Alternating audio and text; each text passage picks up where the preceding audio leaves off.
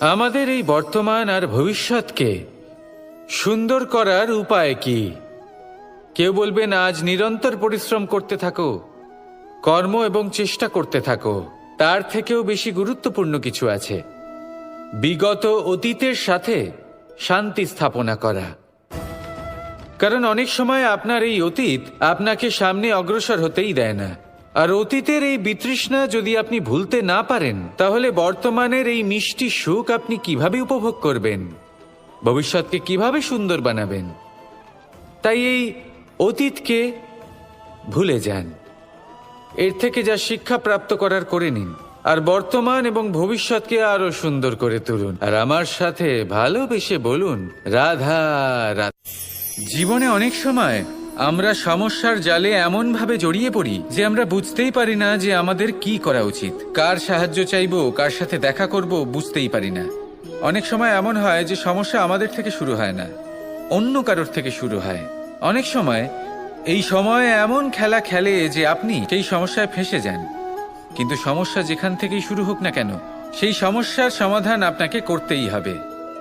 অনেক সময় মানুষ এমন বলেন, আমার অতীত এত বাজে, সেটা শুধরে কি হবে?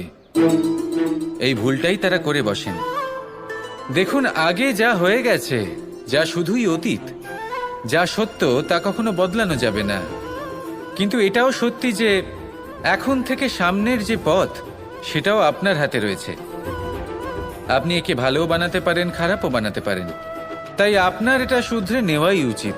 কারণ মানুষ আসলে তার নিজের অতীতকে নয়, তার বর্তমানকে প্রভাবিত করতে পারে। এই বর্তমানই পরবর্তীকালে অতীত হবে, যা আপনি শুধরে নিতে পারেন। তাই আপনি সেই চেষ্টাই করুন, নিরন্তর চেষ্টা করুন। ধন্যাত্মক দৃষ্টিভঙ্গি নিয়ে নিজের বুদ্ধি প্রয়োগ করুন, সাহসের সদ্ব্যবহার করুন, যাতে আপনার আগামী সময় আপনি আরো ভালো করে তুলতে পারেন। আপনার সমাপ্তি আর সমাপ্তির পথে এই যাত্রা, তাকে আপনি সুখময় করে তুলতে পারেন। তাহলে এটাই করুন আর আমার সাথে ভালোবেসে বলুন, রাধা। মানুষের সবথেকে বড় শক্তি কি? তার বাহুবল, অর্জন করা ধন,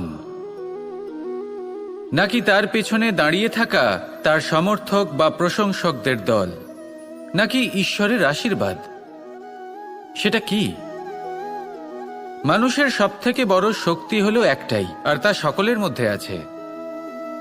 আর তা হলো তার নিজের অস্তিত্ব, যা অন্য কারোর মধ্যে নেই। সংসারে অনেক লোক রয়েছেন, কিন্তু কেউ আপনার মতো নন। এটা হলো আপনার শক্তি, এ হলো আপনার নিজস্ব শক্তি। দুর্ভাগ্যবশত বেশিরভাগ মানুষ এটা বুঝতে পারেন না, নিজের শক্তিকে চিনতে পারেন না। কিন্তু যদি আপনি চিনতে পারেন, তাহলে আপনি নিজের অন্তরে অনুভব করবেন একটা অসীম শক্তির অস্তিত্ব। যে সাফল্যের পথে আপনি চলছেন, আপনি দেখবেন যে এই সাফল্যের দ্বার নিজে থেকেই খুলে গেছে। শুধু প্রয়োজন হলো নিজের এই শক্তিকে চিনে নেবার, নিজের এই বিশেষত্বকে বোঝার। কারণ এই যে আপনার বিশেষত্ব, এ কোনোদিনও আপনার থেকে দূরে চলে যাবে না, চিরকাল আপনার সাথে জড়িত থাকবে। যদি আমি বাহুবলের কথা বলি, সময়ের সাথে সেটা চলে যাবেই। যদি কথা বলি অর্জিত ধনের, তাহলে সময়ের সাথে সেটাও চলে যাবে। মিত্র, পরিবার, বন্ধু, আশীর্বাদ, এই সব কিছু আপনার থেকে দূরে চলে যেতে চলেছে, সেটা আপনিও জানেন। কিন্তু এই যে আপনার অস্তিত্ব, আপনার বিশেষ শক্তি, যা শুধু আপনার সাথে আছে, তা চিরকাল আপনার সাথেই জুড়ে থাকবে। দরকার হলো শুধুমাত্র এটা চিনে নেওয়ার, নিজের উপর বিশ্বাস রাখার, আর জীবনে এগিয়ে চলার। আপনি যদি এটা করেন, তাহলে সবাই এটা দেখে আপনার থেকে শিক্ষা নেবেন। অমৃত আসলে কি? আমরা সবাই জীবনে অমৃত লাভ করতে চাই, কিন্তু এই অমৃত আসলে কি? এ কি অমরত্ব লাভ করার কোনো মন্ত্র, নাকি সামনে এগোনোর কোনো পথ? নাকি অমৃত সেই রস যা অসুর আর দেবতারা সমুদ্র মন্থন করে লাভ করেছিলেন? নাকি সেই ওষুধ যা ঋষি মুনিরা ভ্রমণ করে খুঁজে বের করেছিলেন? অমৃত যদি কিছু হয়, তাহলে তা হলো আশা। কখনো কোনো মাতাকে দেখুন, উনি নিজের সন্তানকে কত আগলে রাখেন, তার যত্ন নেন, তার পালন পোষণ করেন।